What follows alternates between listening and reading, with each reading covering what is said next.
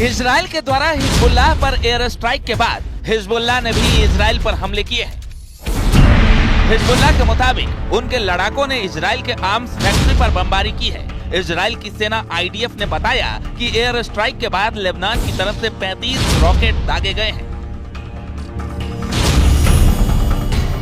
इससे पहले गाजा में फिलिस्तीन के साथ जारी जंग के बीच इजराइल ने मिडिल ईस्ट देश लेबनान में हिजबुल्लाह संगठन के ठिकानों पर एयर स्ट्राइक की है। इजराइल की मिलिट्री ने एक बयान जारी कर एयर स्ट्राइक की जानकारी दी। इजराइल के डिफेंस फोर्स ने बताया कि हिजबुल्लाह के 800 ठिकानों पर मिसाइल और रॉकेट से करीब से हमले किए गए। इस हमले में अब तक 356 लोगों की मौत हो गई है। 5000 से ज्यादा लोग घायल हुए हैं। हमले के बाद हर तरफ खामोशी और सन्नाटा पसरा है। हालांकि कई और जगह जोरदार धमाका एक के बाद एक 2 ब्लास्ट होते रहते हैं। इस धमाके से पूरा इलाका धूल और धुएं की गुबार से भर जाता है। ये हमला सीरिया के बॉर्डर पर हुआ, लेकिन इस हमले में न तो पुतिन का कोई जंगी जेट शामिल हुआ और न ही ईरानी ड्रोन ने इस हमले को अंजाम दिया, बल्कि ये हमला इजराइल वाले बेन्यामिन नेतन्याहू ने करवाई। दरअसल हिजबुल्लाह और इजराइल के बीच सीज फायर हुआ था। लेबनान में हिजबुल्लाह के आतंकी जश्न मना रहे थे। इजराइल के इस हमले की हिजबुल्लाह समर्थित टीवी पर लाइव टेलीकास्ट किया गया।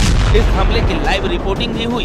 हमले के बाद इजरायली सेना ने वीडियो जारी कर कहा कि शुक्रवार को सीरिया लेबनान बॉर्डर के पास हथियारों की तस्करी के लिए इस्तेमाल होने वाले रास्ते और हिजबुल्लाह के ठिकानों को आईडीएफ ने एयर स्ट्राइक की है। ये हमले सीरिया से लेबनान में हथियार तस्करी अभियानों को विफल करने के लिए आईडीएफ के एक अतिरिक्त प्रयास का हिस्सा है। आईडीएफ हिजबुल्लाह को फिर से खड़ा होने की अनुमति नहीं देगा। पिछले कुछ दिनों से हिजबुल्लाह और इजराइल के बीच में युद्ध विराम लागू हुआ है। तब से इजराइल कई बार हिजबुल्लाह के ठिकानों पर हमले कर चुका है। अब इजराइल के इस हमले को देखिए। इजरायली सेना ने वीडियो जारी किया जिसमें दावा किया गया कि दक्षिणी लेबनान में हिजबुल्लाह लॉन्चर पर हमला किया। इजराइल की सेना ने दावा किया कि इजरायली एयरफोर्स ने दक्षिणी लेबनान में एक रॉकेट लॉन्चर पर हमला किया, जो इजराइल और लेबनान के बीच सीज फायर के समझौतों का उल्लंघन कर रहा था। इजरायली सेना के मुताबिक उसने सीज फायर लागू होने के बाद उन जगहों पर हमला किया जिनका इस्तेमाल सीरिया से लेबनान तक हथियारों की तस्करी के लिए किया गया था। क्योंकि ये सीज फायर की शर्तों का उल्लंघन है, सीज फायर एग्रीमेंट के मुताबिक इजरायली सेना धीरे धीरे लेबनान में अपनी पोस्ट को खाली करेगी। इसके बाद लेबनानी सैनिक दक्षिण में तैनात होंगे।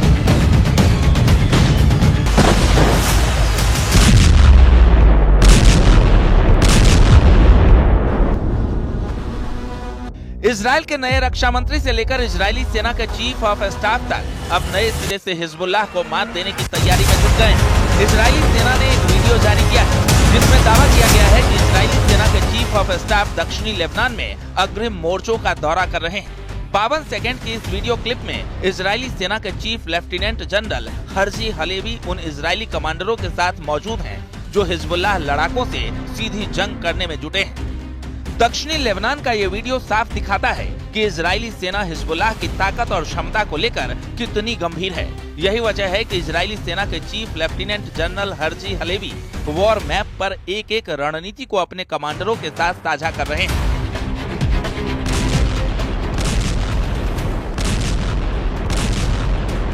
इजरायली सेना ने हिजबुल्लाह द्वारा युद्ध विराम के गंभीर उल्लंघन करने के बाद हिजबुल्लाह का पूरी तरह से खात्मा करने का मन बना लिया है।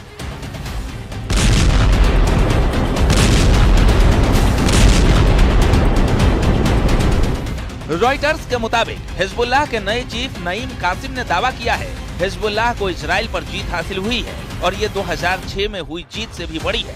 18 साल पहले 2006 में हिजबुल्लाह और इजराइल में 34 दिनों तक जंग चली थी। इसमें करीब 1200 लेबनानी नागरिक मारे गए थे। कासिम ने कहा कि हम इस जंग में जीते हैं। इजरायली सेना ने हिजबुल्लाह के 4000 लड़ाकों को मार डाला है, लेकिन हिजबुल्लाह के ताजा हमलों से साबित हो चुका है कि इजरायली सेना किसी भी कीमत पर हिजबुल्लाह को दोबारा सिर उठाने का मौका नहीं देना चाहती और हिजबुल्लाह और इजराइल के बीच हुआ युद्ध विराम समझौता कभी लागू भी होगा ऐसा लगता नहीं। Bureau report, news 18।